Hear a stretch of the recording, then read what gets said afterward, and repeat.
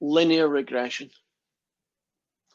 I was taking a second look at the homework, and it totally confused me until I realized what had happened. And you'll see it in probably about 10 minutes or so from now. When they were doing the homework, they didn't have SALT, right, the software. They asked the questions so that you could do them on your calculator. And then SALT came, but they didn't adapt the questions to cope with SALT. So the way they got around it is by telling you the answers you would have got from your calculator and asking you to verify them. Well, we're not going to do that. We're simply just going to, when you'll see these questions I'm talking about, we're simply just going to use the values. I'll tell you where to get them. I'll show you once where you would do it on a calculator, just so that you can say, okay, that's where they all came from. But in general, we're going to let SALT do all the heavy lifting for us. If I didn't do that, each question, if you were doing it by hand or through the calculator and by hand, each question would be about 5 times longer than it's going to be. And you'd be spending hours doing it instead of minutes. So for some reason, the word child curved in there, no explanation for it. But here's a scatter plot. Not a lot of detail because I don't really need it. On the x-axis, we've got the age of a child. On the y-axis, we've got the height. It's a pretty decent linear, right? Pretty decent. And you draw that line. Okay, so I'll maybe put a couple of dots up here to make it more likely that that was the line. Now, this is the best fitting straight line. Great. And it is unique. And one of its names, the one I prefer, is best fitting line. I think that's a very sensible name to call that line, because that's what it is. It does have other names, and the textbook has decided to use one of the other names.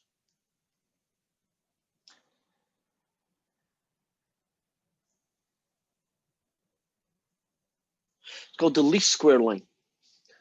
So if you ever are asked to find the equation of the least square line, they're talking about this guy, right? The best fitting line.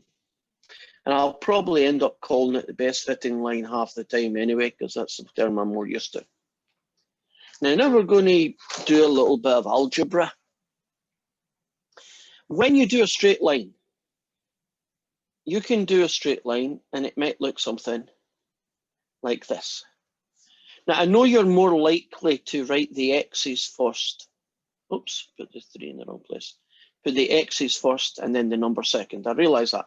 But will you get into the habit of writing it this way? Because that's going to be the way that the textbook works. Now, from your early math career, these two numbers, they're called coefficients, right? These two numbers, these coefficients.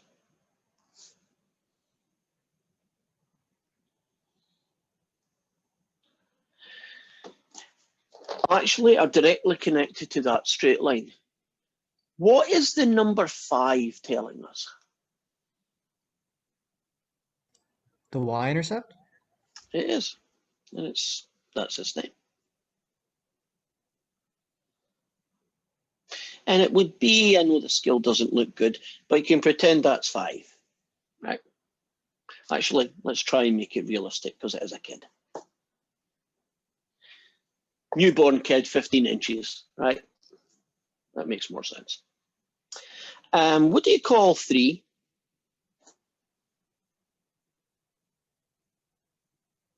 Has a name. Slope. It's connected. It's called the slope.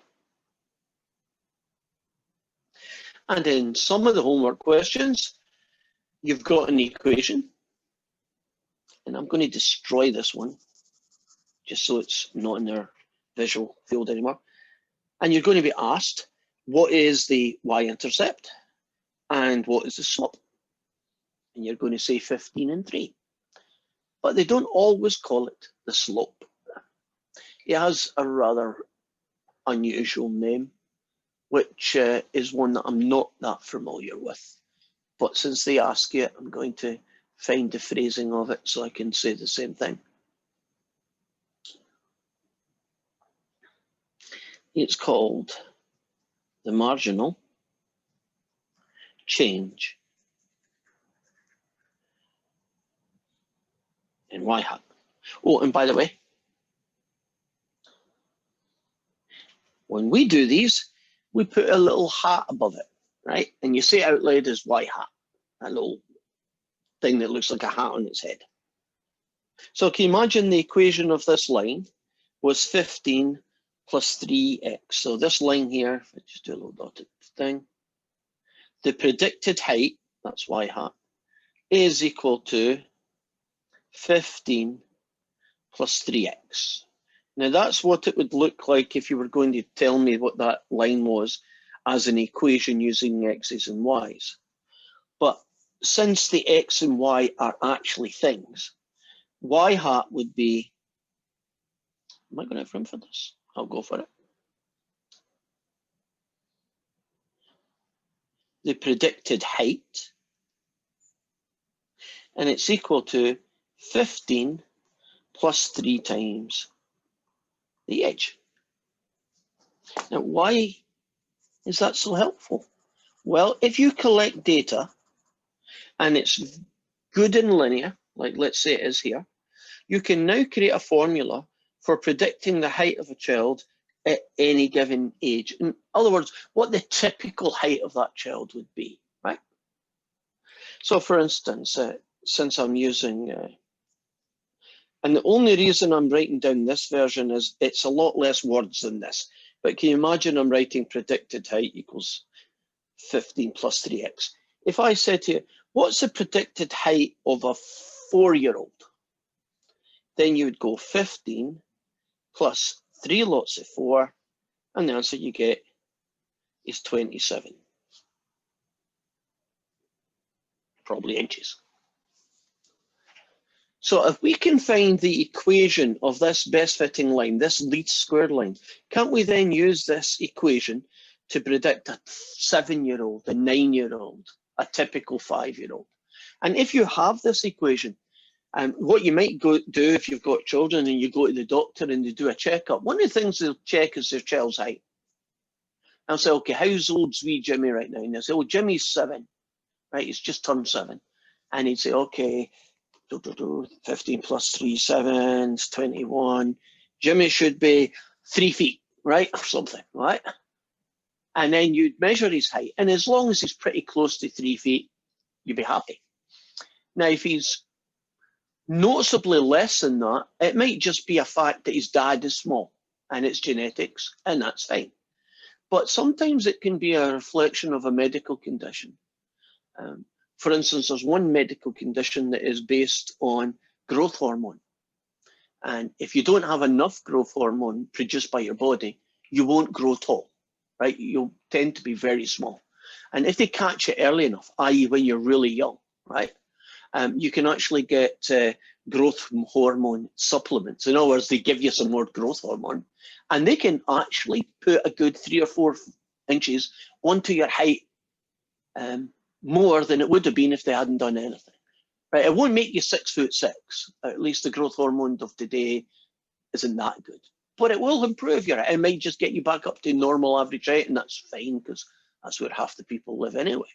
And there's another version of that growth hormone which is more serious. And it tends to happen because your pituitary gland is not working because you may have a tumor on it. And what happens sometimes is that if you've got a tumor on your pituitary gland, it increases your growth hormone. So you might have heard about some of the tallest people in the world. I mean, they're really, really Guinness Book of Records tall. Almost every one of them had an illness that caused that. Their body was producing so much growth hormone that they just grew to ridiculous heights, and their body couldn't cope with it, right? Their muscles and their bones just couldn't handle, trying to be 9 feet. I mean, some of them are that tall. And now if they could catch that early, they can also look at, CT scans today and get operations and just remove the tumor and hopefully fix it. So drifting a little bit, but can you see why this could be important? That you have good data, linear data, that tells you a good predictor on what the height of a child might be. So far, so good. Now, let's do something silly with this formula. As long as you use X in the range that the data was collected, so let's suppose it was collected from 0 to say 15-year-olds, right? As long as you collect it in that range, right, it's totally good at predicting what the typical person at any given age is. But suppose I decide to predict the height of a 100-year-old guy. So in my scale, it'd be way over here somewhere, right? That is not going to work. The formula exists.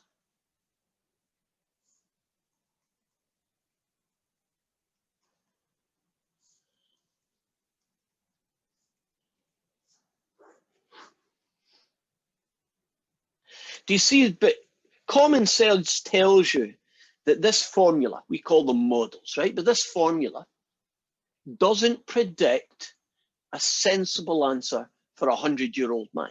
And that's because don't most people stop growing about, what, 17, 18, 19? Right? And one of the biggest dangers in using linear regression is this guy, he's got a name. It's called extrapolation.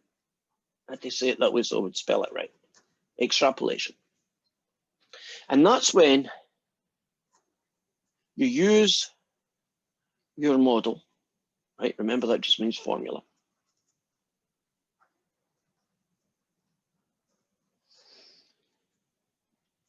With values of X.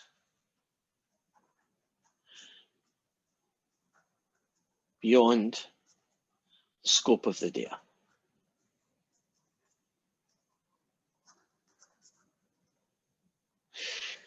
Now, I know that my data finished at 15. It's not that extrapolation is bad. It's just, it's got dangers that you have to be aware of. I think I could use this model to predict a 16-year-old and a 17-year-old and probably an 18-year-old. Would you agree that there's probably not going to be any major change to the pattern? Won't it still go uphill, right? Most 17-year-olds are taller than most 15-year-olds, right? And that is still extrapolation, right? Because the data, the range of the data stops at 15, right? You can get away with extrapolation, but don't push your luck. Don't say, oh, now I'm going to use it for 30. And the reason why that is dangerous, and it's fraught with danger, is, can you imagine that we had a different set of data?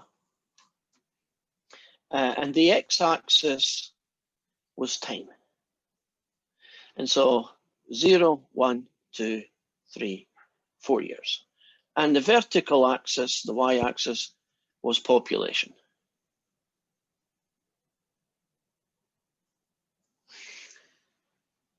And we looked at some places and we got their population, and as time goes on, we got that, right?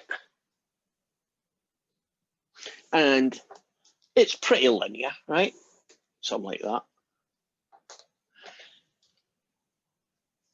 It would be okay for me to use this model. So let's suppose it was the predicted population of the town was 20,000 plus 150 times, the time, right? Let's say that, let's pretend that's the model we got. So this guy here would be 20,000.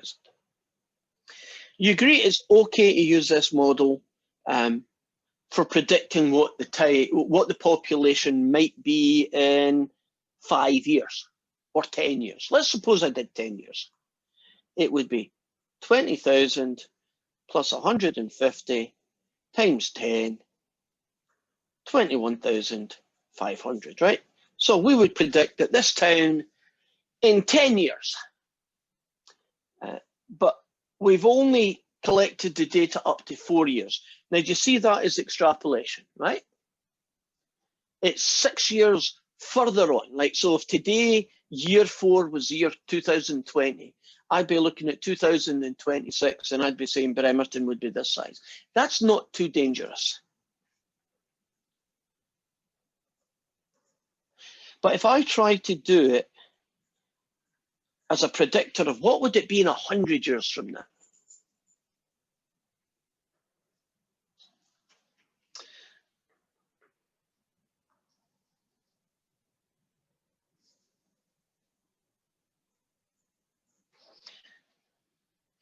I shouldn't be very confident about this number.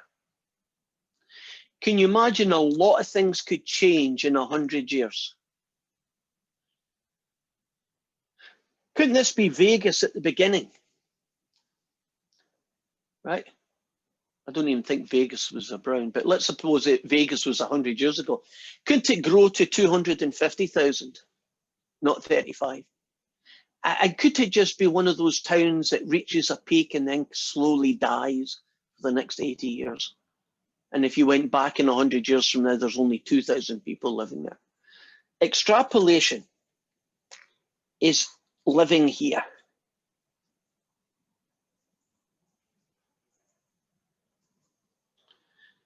So when politicians, back to my favorite enemy, when politicians say, we've collected data and we are predicting that the future is going to be this.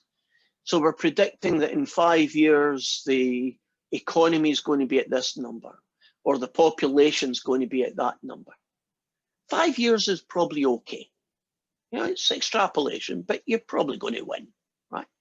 But if they start saying, oh, in 100 years from now, this is what America is going to be like. Well, you can't really base it on what's happening today, what America is going to be like in 100 years from now.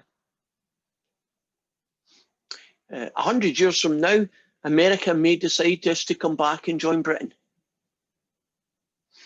100 years from now, Canada may invade us and we're all speaking with A accents. I don't know what's going to happen in 100 years from now. Nobody does. So take with a pinch of salt any long-term predictions based on linear. Now, I've tried to be silly here, I'm saying 100 years, but I wouldn't even use it for 20. Isn't 20 years too long a distance in front of the data to be sure? Any questions about that? Okay. Wouldn't it be nice if we could figure out what these two numbers are from the data? Because we've got to. And that's what most of the homework's going to be about. How to find, from data, this equation. Now, once we've got this equation, you might have a question that says, okay, predict the age of a 7-year-old. Predict the population of that town in year 5, right? So you may have a calculation that you plug in here, and that's fine. But the major part of the job is going to be collecting this, right? So I am going to show you once the long way to do it on the calculator, because you've got to see it once, right? And then I'm going to show you how to do it on salt. Okay, so we need some data here. So I am going to pick your mum and your dad, right? So X is going to be your mum's age and Y is going to be your dad's age. And I don't know how many data points I'm going to collect. I'm not going to collect a lot because it takes a lot to do this. 1, 2, 3, 4, 5, 6, 7.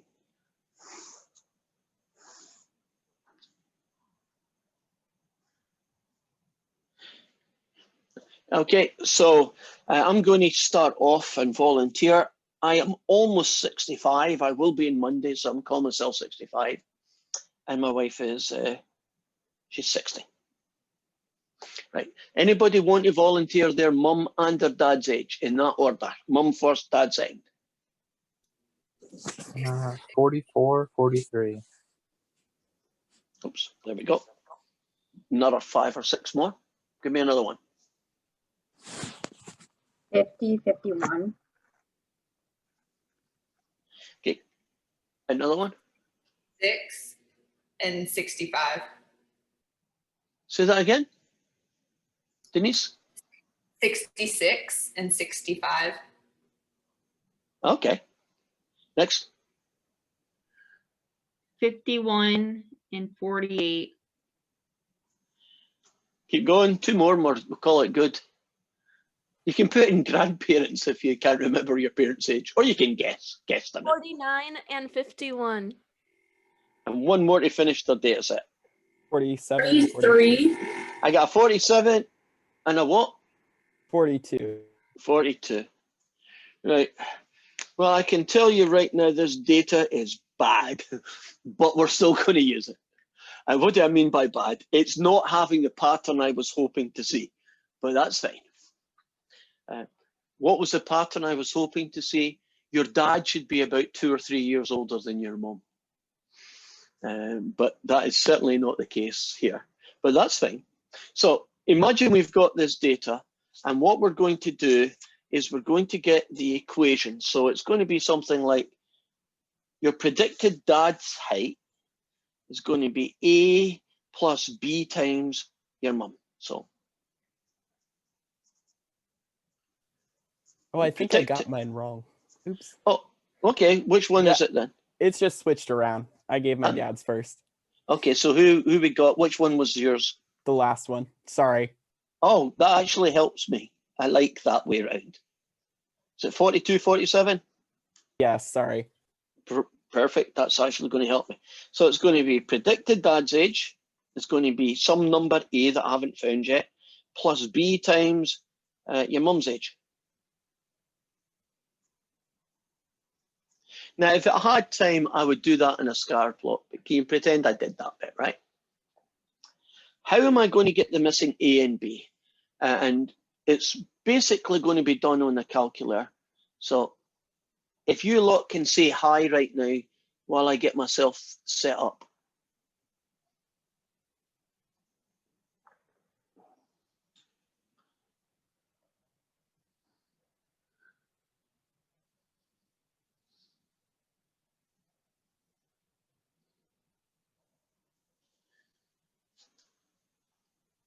Okay, look, is that everybody who's going to say hi, said hi? Oh, Carlos wants in. There we go. Hi, Carlos, if you can hear me, will you say hi, please? Because we're taking attendance. Can you say hi, Carlos? He said it. Okay, I think he said it anyway. Okay, let's get this show on the road. Now, this is a one-time deal. This is not going to be the way you would do it in a test or an exam, but I want to show you what you would have to do if you were sitting in your office and you wanted to do, you know, a little predictor, a little regression, just to see what was going on. So you should be looking at a calculator and a screen thing. Are you looking at what I'm showing? Can you see a big TI-84? Yes. Right. If you've got one of these calculators handy, you might want to do this with me. If not, you can always go back and look at this video and try it sometime later. So I'm doing this from scratch. So we'll hit on, hopefully the on button. There we go. I just found out you can have this thing.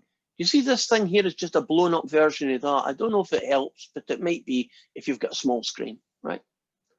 So the first thing I'm going to do is not obvious because the TI-84 is set up funny. That's all I can say. You have to put on a thing called diagnostics on. It's a special command that tells it we're going to do linear regression, I guess. So to get it, you do blue button 0. Do you see that very faint blue catalog? There we are. And you go down the way until you get to a thing called diagnostics on. Now, the good news is you only need to do this once, and it doesn't matter if you switch your calculator off, it will remember this. So I don't know why the TI didn't set this up to be the default setting, why we have to go in and do it, but it is what it is. Wow, it's a lot of stuff here. Do you know if you can't find a command, that this is one way to do it? Just go to catalog and eventually, if you scroll, there we are. You see it, diagnostics on? And I hit enter. And I hit enter again, and it's done. Okay, that's just the setup. Now, I need to get this data, right? The X was your mum's age and the Y was your dad's age. So the next part is I'm going to hit start. And I'm going to hit number 1 edit. It's been a while since we did that, right? And here's some data I'm just going to get rid of from previous questions.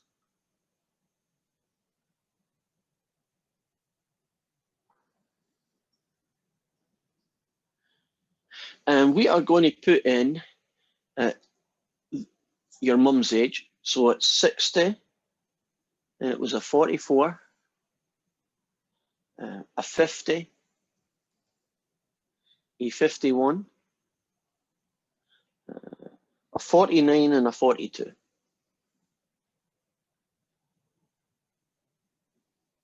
Then I'm going to kick over to this side, and I'll put the males, your dad's age, 65, 43, 51,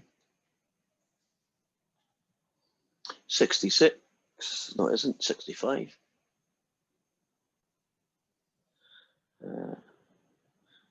How might you think here? 60 goes with 65, 44 goes with 43, good. 50 goes with 51, good. 66, 66. Ooh. I forgot 66. I'll just put it down here. Right, now I can go over here.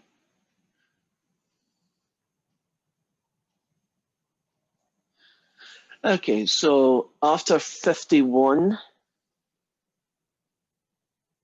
okay, 51, 66, that's coming later. 49, that's worth 51. This is one of the hardest things for my poor brain to do.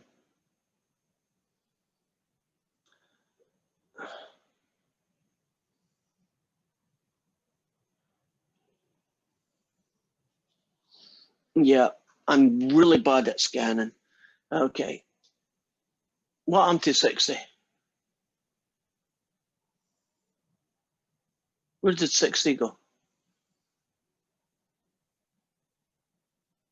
Oh, good, it's still there.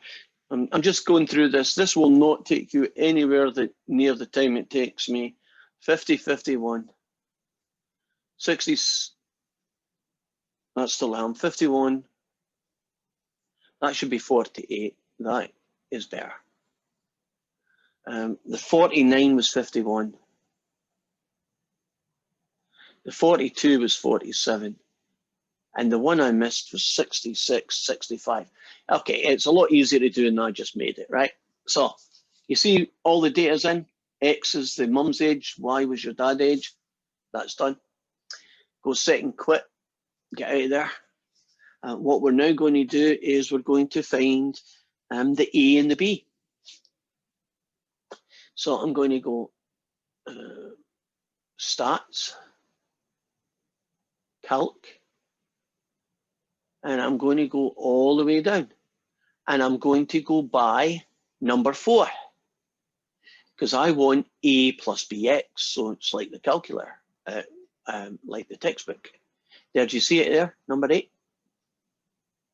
And I hit 8. And I do linear regression. And it wants me to tell it where I put the X and the Y. So in my case, blue button 1 is L1, comma, blue button 2 is L2. And when I hit this, I better see all the good stuff. Yay! Can you see that A is 3.35? Let's call that 3.4. So Y hat is going to be 3.4 plus B is about 0.96 X. And correlation coefficient was actually pretty good. I think that last data point helped me a lot, right? So that's what, that's 0.93. Would you agree that we would consider that a strong linear relationship, right? 0.9 anything is good. So that's how you do it, right? You put in the data L1, L2, you go to calc, you choose, I think it was number 7 or 8, linear regression, A plus BX. Type L1, L2, and you got your stuff. Now you can imagine that would probably take you a fair amount of time if you had to do every single question, you know, from scratch that way. Now, let's see if I can do a predictor on this. Okay. Somebody who hasn't given me a mum and dad age yet. Do you want to volunteer? Only volunteer your mum's age. Don't tell me your dad's age yet.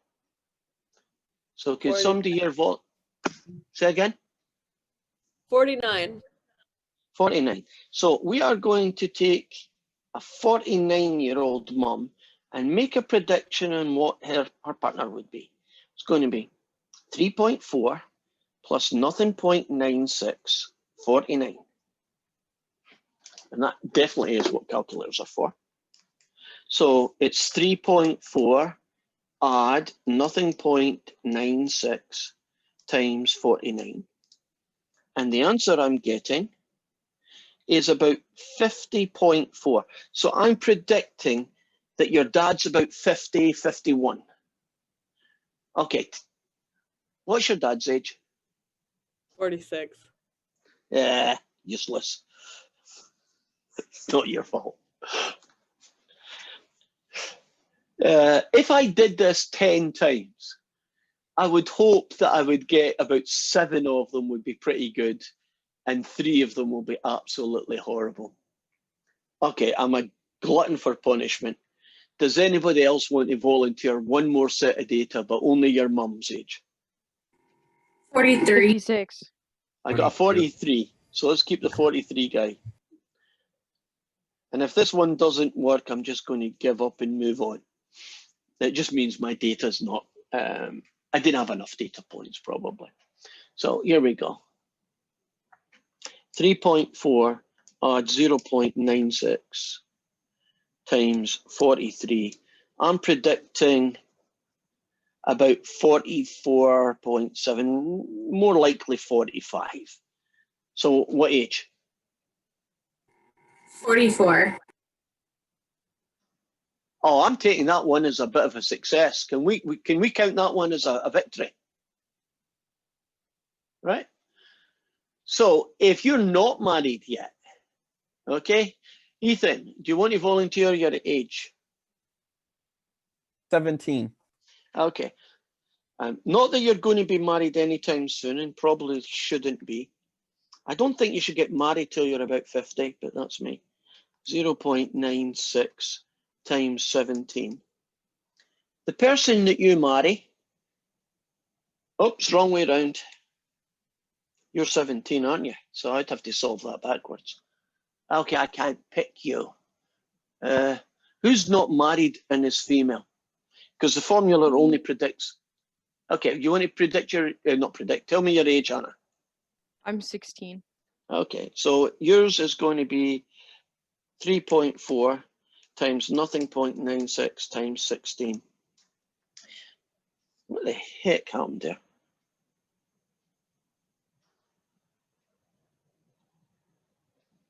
So were you supposed to multiply all those numbers? No, I meant to add one of them. That's what happened. Yeah. 0.96 times 43. Let's try that a third time. It's 3.4 plus 16. nothing 0.96 times 16. There we go. The person that you are maybe marry is probably about 18 and a half right now. And you probably haven't met them yet. Say my boyfriend's about to turn 18. Hey, maybe. He may be the one. Maybe. but he might not. So don't get too Yeah. caught up on that. That's why I said you should get married at your 50. It's probably going to result in a longer marriage. But you can't have, and it's dangerous to have children at that age.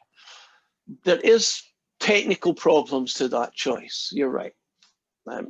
You won't really be able to have very easily successful families. Right. Plus, when your kids are at high school, you'll have retired, which is probably not the best. Okay, we got the gist of how to do that by hand. I think it's time for us to start looking at what the homework looks like. And that way it gives me a chance to cover anything I may have glossed over or just skipped.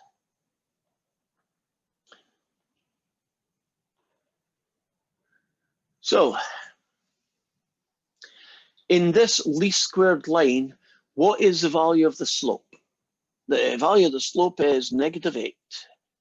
Would you agree there's nothing too hard about that? Now, when x changes by 1 unit, in other words, x gets bigger by 1, won't the y hat reduce by 8 units?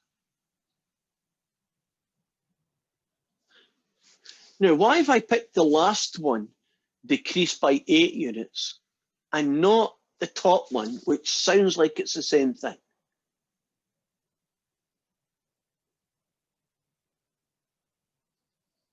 It's a -8. Yeah, and if you do, do you know that English double negative thing? I'm not going to do something. Means you're going to do it, right? So that was just, I think that's really just catchy out. Now, in this one, do you see that they've called it the marginal change? So the answer there would be 6. Here we've talked about extrapolation. Here they're talking about some I've covered, so we're cool. Right, so here's a set of data. This is what your typical homework question might look like, at least at the beginning. I'm going to have to reduce this a touch so I can get it all in. Guess what we have to do again. Remember that really annoying scatter plot? I'm not going to do it really accurately because it takes too long. So I'm doing it kind of sort of right. So that guy goes there. That goes there.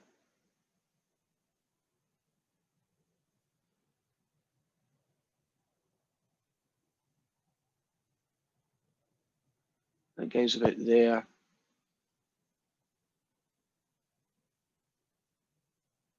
That guy's about there. And that guy's about there. I am not that impressed by that scatter plot unless I've really made a mess of one of the answers. And look, I have. That's pretty close to what it is. So I don't expect a very good R value. Would you agree? Now, you can tweak it. I'll tweak one of them just to show you tweaking it. Right, see that first point? It should be 17.3. Oh, it is, okay. How about the second point? It should be 32.2.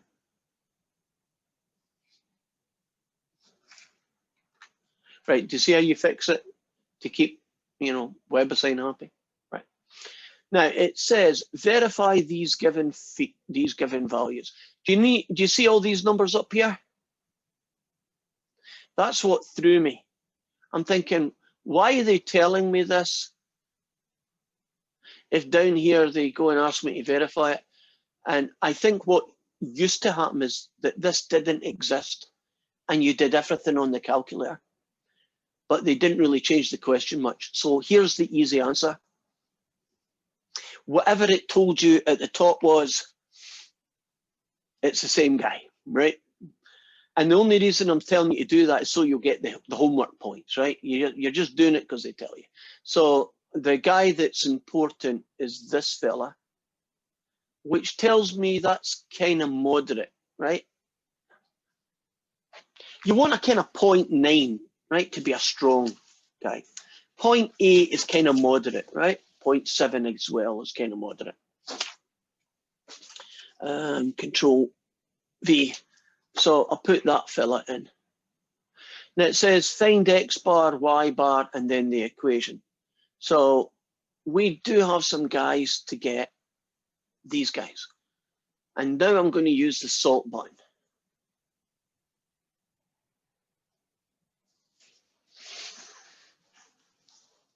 So we're looking for X bar, Y bar, and basically A and B, right? That's the things that we were asked. So I'm going to hit regression. It's going to say select the explanatory variable, which is the X, then the response variable, which is the Y. And if I scroll down here, there's that R value that we don't need, right? Because we already were told it. It would be, well, they do tell you the answer, but I don't like the way it's written. The A and the B are hidden in here. Would you agree that it's kind of hard to read with brackets inside brackets? So here goes. The y-intercept is that number there. And the coefficient of x is that number there. So I'm writing them down right now. So the predicted y, which is a plus bx, the a is negative 0.5929, and the b is 0.1596.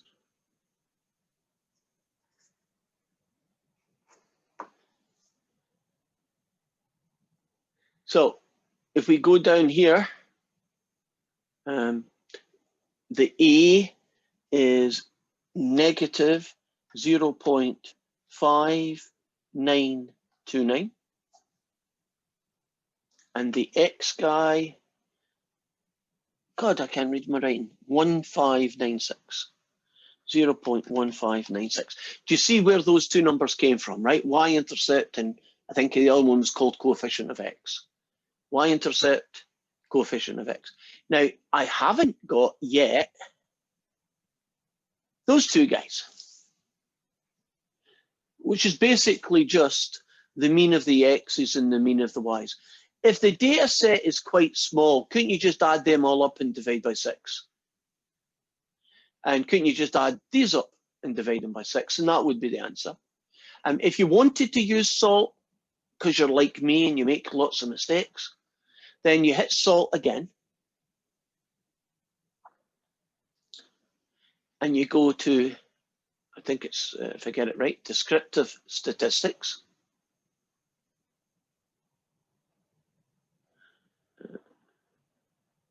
And there is X bar, the mean, and there is the Y bar. Do you see where they're hidden? Okay, so 34 and 4.8 with lots of 3s. So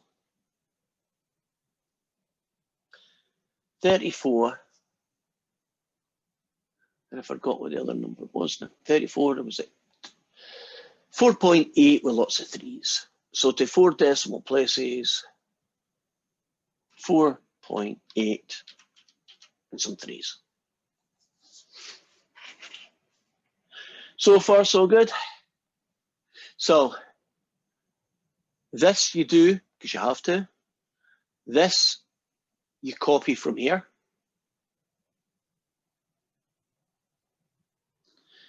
These two guys here you get from linear regression. These two guys, if you don't want to do it by hand, you get from descriptive statistics. I had a question. Yes. Is salt going to be on our final? Yes. Okay. So here are 4 diagrams, 4 straight lines. And one of those is what the picture would look like if you just drew the line. So they're not putting the data in, they're just showing you the straight lines. And one dot, you see that little dot there, that little dot there, that little dot in the middle, that little dot in the middle. That dot should be at 34 and at 4.3. Because here's one of the interesting properties about the line of best fit. it always goes through x bar, y bar. So if you find the mean of the x's and the mean of the y's, the line always passes through that coordinate. Now, looking at this equation, it's more algebra than it is anything else. Would you agree that's a positive number? Now, if it's a positive number, doesn't that make it a positive slope? Right, goes uphill, which means it can only be that picture or that picture, right? Because positive 0.1596 means uphill. Now, this fella here, we called him the y-intercept. Doesn't the y-intercept mean you cross the y-axis? And would you agree this one here, every time I do this, writing appears, it's annoying. The one that's above my pointer, but I can't move my pointer anymore, right? The second one. Do you see that one has the y-intercept in the right place? Are we good? Okay. Now, I need to find an r squared. Well, I could go back and just do it, but it's easy to get. Do you see this fella here? That's called r. R squared isn't called r squared just for nothing.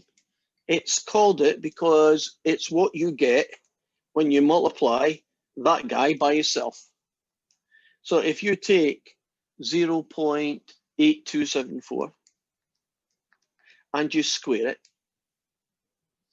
you will get to 2 decimal places, 0.68. R squared is very often written as a percentage.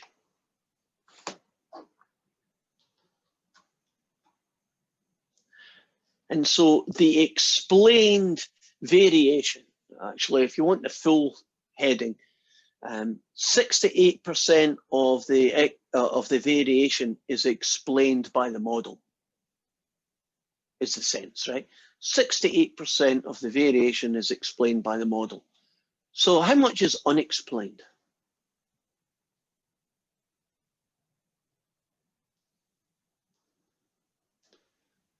%32%.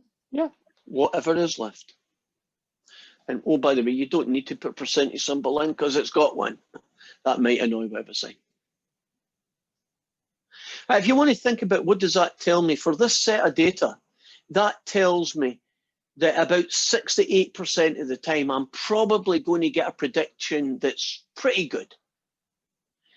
But that's roughly 2/3 of the time, isn't it? But isn't the unexplained 1/3 of the time? 1/3 of the time, I might not do so good. That's one way of looking at it. Another way of looking at it is that 68% of the reason that the line is what it is caused by X. So imagine we were doing children's age against children's height. If the explained was 68%, we'd say the reason your child is the height that that child is, 68% of it is because of his age. And the other 32% might be genetics, right? 2 big parents, probably going to have a big tall child, right? 2 smaller parents, probably going to have a small one. If you have a big parent and a small parent, aren't all bets off, because your brother's huge and your sister's tiny, or vice versa, right? The gene pool doesn't always average things out. So that would be it. If you were looking at a disease, you might be able to say diabetes, 52% of it is caused by your diet, and 48% is lifestyle. Right, just smoking and not exercising, whatever. Now, in this question here, you're given 35, and your job is to predict the number. So I've got my equation up here. See this guy here? I probably should just write that down and go back to the white screen. So for the last one, the last question, we're going to use it to do a prediction, and it's based on what would you expect a predicted value when x is 35? And the predicted value would be negative nothing point 5929 plus this guy times 35. I'll try and do this in one go. Use that button, which is a negative button, 0.5929, add 0.1596 times 35. And, well, I don't know what accuracy they want, but whatever it is, let's say it's 4 decimal places. We would predict that when x is 35, the y would be about 5, right? Very roughly, like 4.99. And that is what a lot of the questions in 9.3 is going to be about. So I think we've got time for definitely one more, maybe two if we rush it. Professor, I'll be two. Yes, question, Josh. could you hit the button to see if you got the answer right on the homework? Because I did the same exact thing to find r squared. I just squared r, and it's saying round to 2 decimal places, and I'm still getting the wrong answer. Okay, Because which, I squared R and it worked for me. okay, well, let's just, how am I going to do this? Can I type in numbers? No, I can't because I'm not in student mode. What would student mode look For like? r squared, it's actually 4 decimal places. Is it? Yeah, it's for the Oh. percentages that it's. For And that's because when percentages, it it's becomes a 2. percentage, the decimal moves over. Right, it, so, thank you. oh, so that should have been 4 decimal places. Oh, well, my question that's saying 2. It says 2 for the percentages and 4 for the R squared because when it becomes a Oh, percentage, God, it moves. yeah. So you have There 2 it is automatically. there. Yeah, I was wondering about that as well. Yeah, that is caused by not reading the question carefully. That's all that is. I do not know what the other 2 digits are, but if it was 1, 2, type in 1, 2, and it should work. That shows you how pernickety WebAssign is, because I'm assuming 0.68 was fine. It just wasn't 4 decimal places. Okay, well, thanks for bringing that up. So, plot the scatter plot. Watch this. There, done it. Okay, I didn't do it, but can you imagine how you do that bit? We're just skipping that bit, right? Can't see the screen. You can't see the screen. Oh, then I went and wasted a good visual aid there.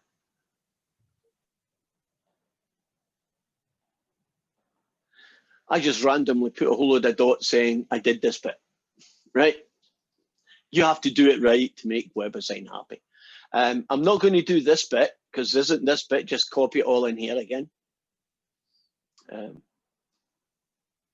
I will copy this because I'm pretty sure I'll need that in a minute. There we go. 4 decimal places, yes, I'm good. Now, I need an X bar, a Y bar, and more importantly, I need this fella. So here goes. For this data set, I'm going to get the A and the B. So hit salt, go to regression. The first variable is age, second variable is weight. And the numbers I want are that guy is A and this guy is B. Okay? So that will be the intercept and that will be the coefficient of X. I don't think reading that is very helpful, for at least for my brain. So, although you can't see the numbers anymore, I'm just going to do a copy and paste. So they want the A, which goes here. That's the y-intercept part. And they want the B, which is the coefficient of X, which is this bit here.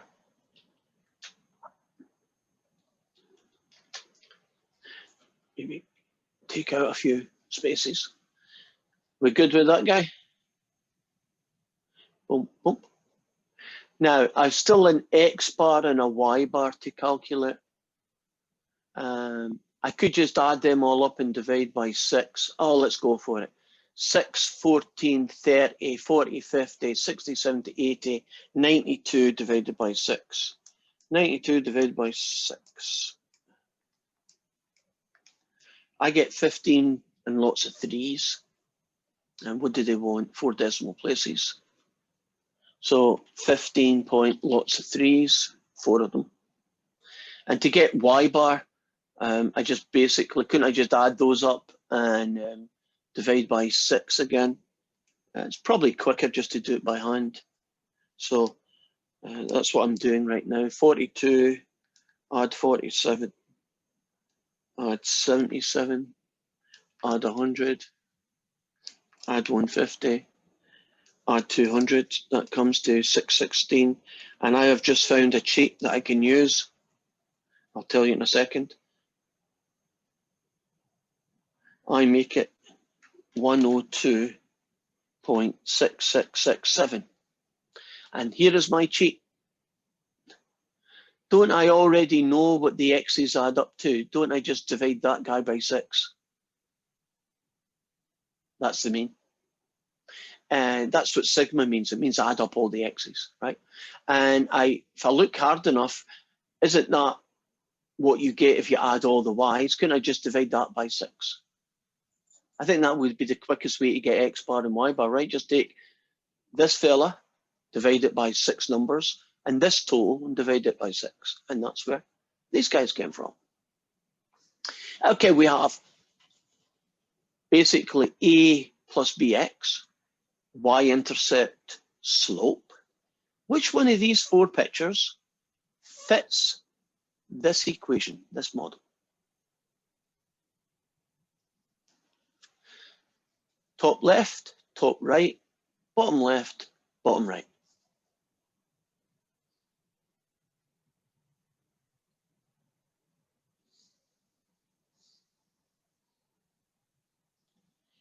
I know you can do it.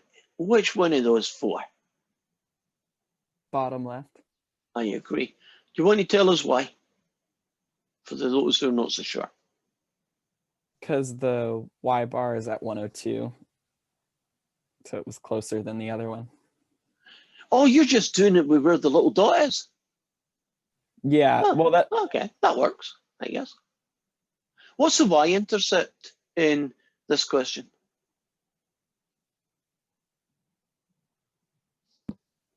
It's up here. 32. Right. Isn't this the only one that has a y-intercept at 32? That's where my brain is, but that doesn't mean you're wrong if you find other ways to do it. In fact, it can only be those 2, agreed? Because its slope is positive. Right, next question is r squared. I'll try and be a bit more careful. If you take 0.9969 and you square it, and then you remember to round it off to 4 decimal places, because now I am looking at 0.9938, which is to 2 decimal places, 99.38%, and almost nothing left over. Nothing point, what's that, 62%.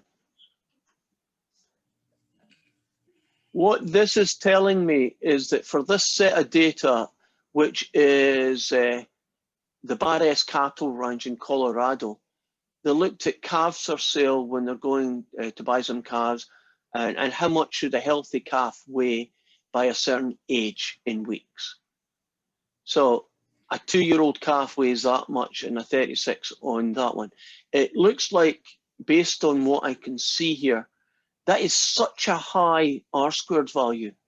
Isn't the age of a calf very easy to predict accurately? Like 99.38% of the time, you're probably going to get, give or take a little, right? And the right age. So if the guy's selling you a 12-year-old calf, you know that that calf should weigh a certain weight. In this case, what about a 16-week-old calf? Well, I'm doing this on paper, but y hat is up here, 32.1923 add 4.5962x. So I just wrote that down, and I am going to plug in 16. So it's 32.1923 add 4.5962 times what's the number? 16 weeks. Actually, why don't I just jump over and let you see it? It's probably less confusing that way. So, okay, that's the equation. That's me replace this by 16 weeks. And let's see if we can get that. 32.1923 add 4.5962 times 16. And we are looking at 105, and what do they want? 2 decimal places, 73. That is the answer in kilograms. So from that very small set of data, if I was a farmer, a cattle ranchman, would be a better description, couldn't I predict if I was raising my cattle, which ones of my calves are not up to par? Right, this calf is 12 weeks old, it should weigh this, or it's 16 weeks old, it should weigh that. And that might give me an indication that maybe something's not right, because well, maybe it's ill. That's why it's not putting on the weight.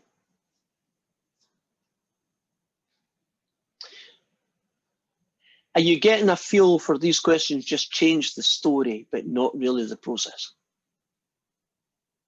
Okay.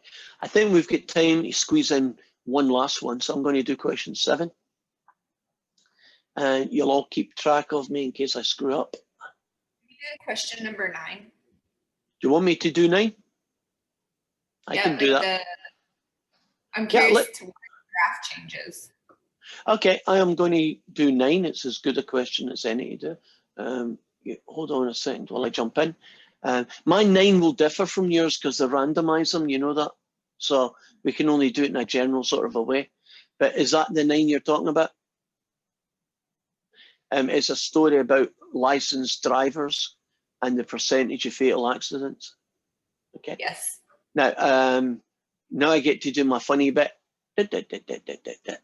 Actually, that's probably not accurate. It's more likely to go this way.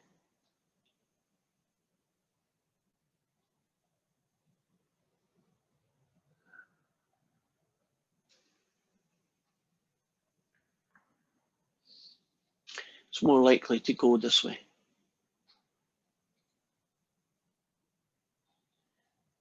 I would bet money it's a negative sloping line. And the reason that I would bet money on that is that,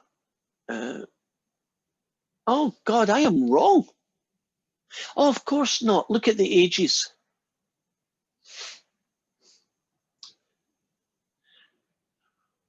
If this was, 17 to 37-year-olds, the diagram that I had sloping downwards would have been correct.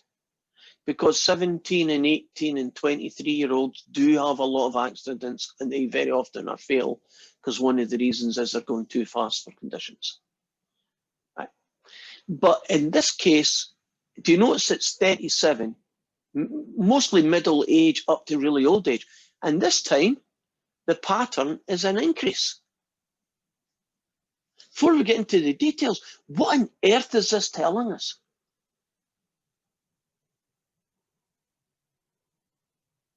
That the older you are, the more fatal accidents that you're going to be involved in.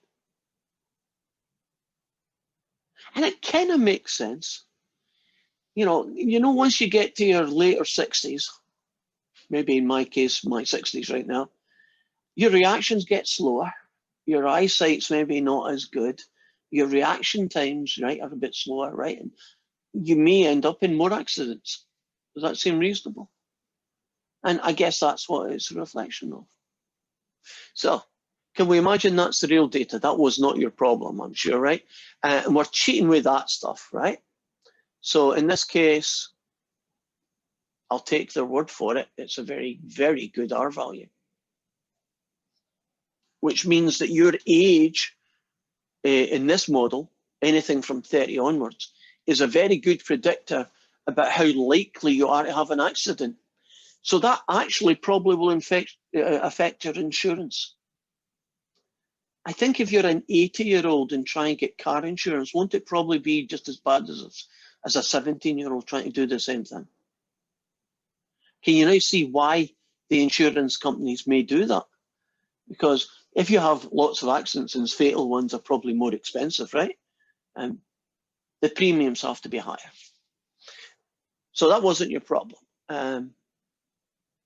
Or was it? Was anything that I've done here not working for you? Is it later on, Denise, that the issue was happening? I didn't have an issue. I just noticed that the on part D, the graphs are different, showing negatives, and I think the A is a negative number. Like, oh, and you're wondering how that matches and why it is negative? Yes. Okay, let's get to that part then. So we'll pretend we cheated and just copied the numbers up here, and that's part B finished, right? Have you got the A and the B for us? For your numbers, even though it's not mine? No? Okay, so let's go. Yes, I have the ones for my answer. Yeah, I shouldn't do that. I'll do my own. Now I'm thinking about it, we should just be consistent. So for the data set that I'm looking at, we've got the following numbers coming up. Age and percentage of fatal accidents. And yep, it's negative for me as well. It's negative 27, which is going to go here. And the other number, the coefficient of X, is this guy here.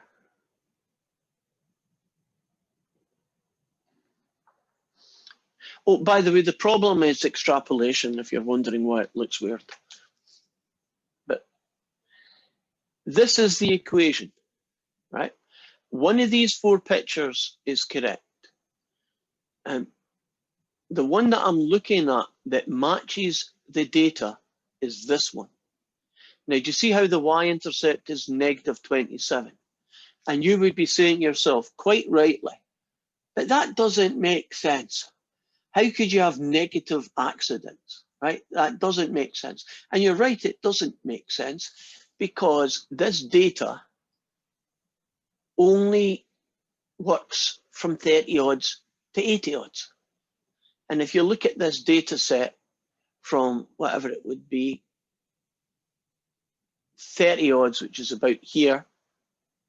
I mean, 30 odds is just about here, right? Just beyond that mark, going that way. Do you see in this part of the world, it's okay. Extrapolation is trying to use your model beyond the range of the data. If you think about it, how many 5-year-olds drive cars anyway?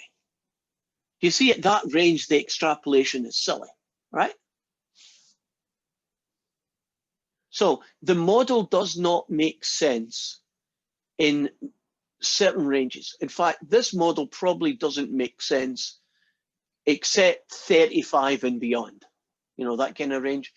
And if I'm really pushing it, maybe I should say 37 and beyond. It does have a finish. Would I use this model to predict how many fatal accidents a 500-year-old person would have? No, because that's silly as well. But isn't that an extrapolation problem? If you're trying to use an X that's not in the range of the data, you will get stupid answers, unrealistic answers, nonsense answers, whatever phrase you want to use. Does that help explain the weird picture with the negative? It's the model's problem, right? They're drawing all these diagrams from x equals 0 to whatever the finish number they decide. Not always a good idea. But since this is the last question for today, let's finish it off. R squared is going to be this number squared. So 0.9606 squared. I'm looking at 0.9228 if you round it up.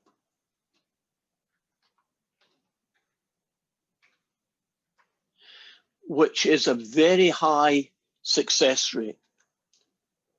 92.28% of the variation is accounted for in the model. And that leaves me just with a 7.72 left over, unexplained. So 90% of the reason that the accidents are what they are is the age, right? That's the main deciding factor. And predicting it for a 75-year-old, I won't show you the calculation. I'll just do this guy plus that times 75. And we'll see what kind of answer we get here. So negative 27.4219 add 0.7514 times a 75-year-old, and roughly about 28.9%. And it's 2 decimal places, so 93. So if you are talking about the percentage of all fatal accidents, 75 generates 28.93%. Don't be in a bad accident if there's a 75-year involved, because almost a quarter, more than a quarter of them ends up with somebody dying. I would make another prediction. It's probably going to be the old person who dies. And just simply old age, aren't you not as good at getting hit and recovering from being hit as a 20-year-old, right? They can smash into lampposts and walk away sometimes, which is a miracle, right? And then an 85-year-old has a little fender bender and, you know, boom, hits their head the wrong way and they're gone. So haven't we got all these lovely things to look forward to as we get older, Denise? Of, no, you're not looking forward to it. I am. I haven't reached that stage yet. I guess it's because I'm still teaching. But I want to be the old guy with a stick who pokes people and says politically incorrect things all the time and gets away with it because people say, he's old. You know, you got to give him a little bit of leeway. You know, in supermarkets saying, come on, get move on, man, where are you? See, that's one of the benefits of being old. Yell at kids for running across your lawn. Yeah. No, throw things at them. You're allowed to when you reach that age. Right? Throw shoes at them. You don't have a neighbor like that, do you yet, Denise? No, but I lived my entire life next near to someone like that. Yeah, well, he used to shoot salt rock if we crossed over his property. Wow. Is salt rock something to do with a gun? Because I don't know what salt rock is. Yeah, I don't know how to really explain it. Somebody might know more about it than I do, but yeah, it's a gun that shoots like salt rock, and if you get hit with it, it stings really bad. But you probably won't die. No, you won't die. Like shoots like salt crystals, right? Okay. So is it like a shotgun, but instead of metal pellets, it's little lumps of salt. Yes. Okay. He was No, very crazy. yeah, I've never been brought up in a place where there were guns anywhere. I do remember coming back to Glasgow Airport, and I left, and Scotland was just normal Scotland, right? Policemen just walked around without guns because they don't, and the airport was fine, and there wasn't anything going on. And then we had a terrorist attack, and he tried to blow up the place, which wasn't very nice. And thankfully, he blew up himself, which was really nice. So someone was looking out for us. But anyway, when I came back to Scotland, I got to the airport, and the police were walking around with submachine guns in the airport. You know, this was like 2 months after it happened. And I remember just virtually freaking out, like, this isn't Scotland, there's people walking around with guns. And I also remember one of the first times I got to America, I would stare at policemen's guns.